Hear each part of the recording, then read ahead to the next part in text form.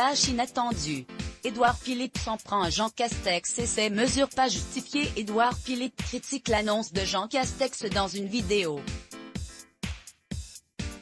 Depuis qu'il est parti du gouvernement, Édouard Philippe, actuellement maire du Havre, se consacre désormais à d'autres projets. En plus de son poste à la mairie, il a récemment confié travailler sur l'écriture d'une série politique, adaptée de son propre roman Dans l'ombre.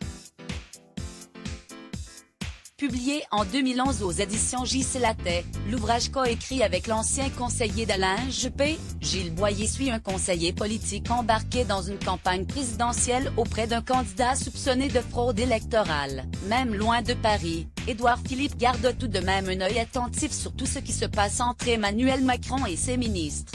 Ce vendredi 19 mars, dans une vidéo postée sur les réseaux sociaux, l'ancien Premier ministre a réagi aux nouvelles annonces du Premier ministre concernant le confinement de 16 départements ainsi que le fait que le couvre-feu sera repoussé à 19 h.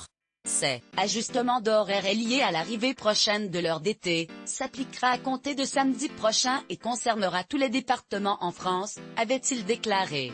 Ces nouvelles, pour beaucoup d'habitants de la Seine-Maritime, pour beaucoup de Havraises et de Havrais, constituent une mauvaise surprise, a-t-il déclaré avant d'ajouter « Ces mesures ne sont pas, je crois, justifiées par l'état actuel de la situation sanitaire ».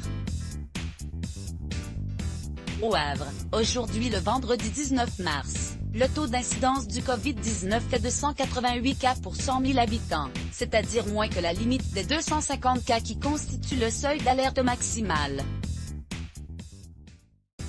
Et nettement moins que la limite de 400 cas pour 100 000 habitants qui constitue le seuil à partir duquel le Premier ministre avait indiqué qu'on pouvait envisager un confinement.